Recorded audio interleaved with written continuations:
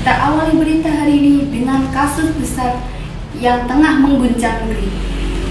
Korupsi dalam bentuk pengoplosan BBM bersubsidi yang dilakukan oleh oknum di tubuh PT Pertamina. Kasus ini bukan hanya merugikan ekonomi negara, akan tetapi juga mencoreng nilai-nilai demokrasi dan kewarganegaraan yang dilandaskan Pancasila. Berdasarkan laporan resmi Komisi Pemberantasan Korupsi, terungkap bahwa sejumlah pejabat di Pertamina bekerja sama dengan pihak swasta untuk mengoplos BBM bersubsidi seperti solar dan pertalite dengan bahan bakar berkualitas rendah. BBM hasil oplosan tersebut kemudian dijual kembali dengan harga tinggi sebagai BBM non-subsidi.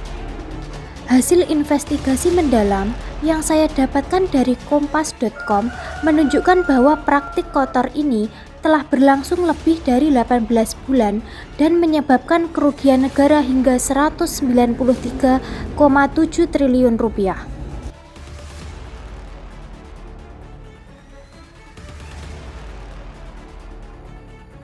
Badan Pemeriksa Keuangan juga mencatat bahwa lemahnya pengawasan internal di Pertamina juga menjadi salah satu faktor penyebab praktik ini terjadi.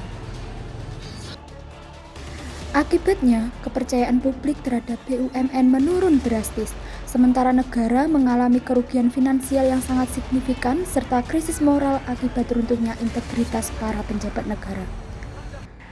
Kondisi ini pun memicu kegelisahan sosial, karena masyarakat menjadi korban dari praktik korupsi para elit yang seharusnya melindungi kepentingan rakyat. Kurangnya transparansi, sistem audit yang tidak berjalan, serta kolusi antara oknum pegawai dan pengusaha nakal menjadi penyebab korupsi semakin merajalela. Korupsi ini sangat berakibat buruk dan memiliki dampak yang sangat besar terhadap Indonesia, terhadap negara kita. Praktik peredaran BBM oplosan telah menimbulkan kerugian besar bagi masyarakat, karena tidak hanya merusak kendaraan tetapi juga menciptakan ketidakadilan ekonomi yang merugikan rakyat kecil.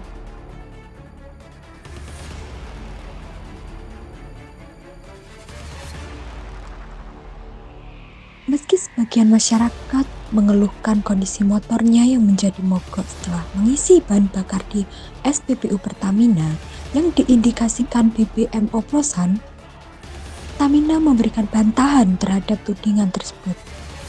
Pihak Pertamina menjelaskan bahwa penyebab utama dari kondisi mogok atau menurunnya performa kendaraan bermotor tidak berasal dari BBM yang digunakan, melainkan dari kondisi kendaraan tersebut.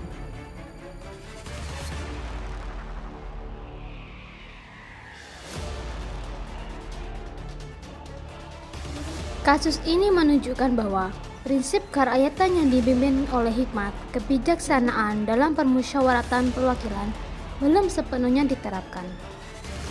Jika dibandingkan dan dikaitkan isu dengan kewarganegaraan, kasus korupsi Pertamina menunjukkan bagaimana nilai-nilai kewarganegaraan dalam demokrasi belum sepenuhnya hidup di kalangan elit. Demokrasi yang seharusnya menjamin keadilan sosial bagi seluruh rakyat Indonesia justru dilanggar oleh mereka yang memiliki kekuasaan. Jika warga negara biasa harus antre BBM dan membayar mahal, sementara para oknum justru memperkaya diri dengan manipulasi sistem,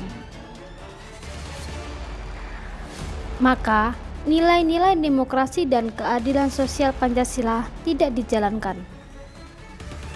Ini menjadi tamparan keras bahwa demokrasi belum menyentuh moralitas pejabat dan lembaga negara.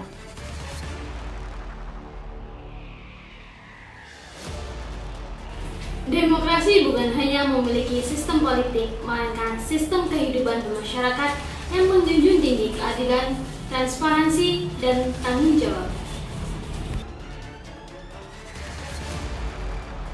Dalam hal ini, pemerintah perlu memperkuat pengawasan internal BUMN dan menerapkan hukuman tegas tanpa tebang pilih.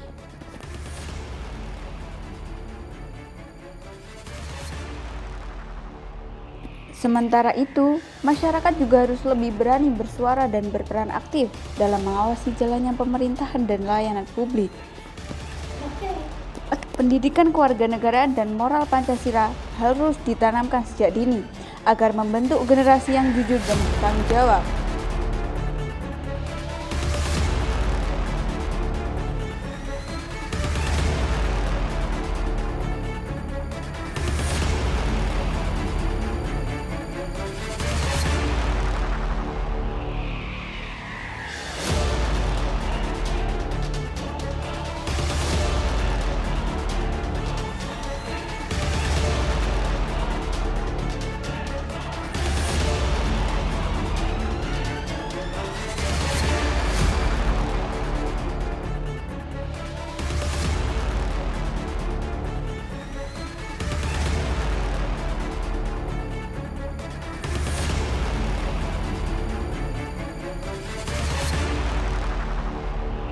Tahun 92. Dari pertama Patra Niaga ada dua source, ada dua sumber. Satu sumber dari kilang Pertamina dalam negeri, yang kedua memang ada sumber yang pengadaan dari luar negeri. Kedua source ini untuk yang gasolin baik 90 maupun 92 kita menerima itu sudah dalam bentuk RON 90 dan RON 92. Tidak dalam bentuk produk RON lainnya. Jadi untuk Pertalite kita sudah menerima produk baik dari kilang maupun dari luar negeri itu adalah dalam bentuk RON 90. Untuk 92 juga sudah dalam bentuk RON 92.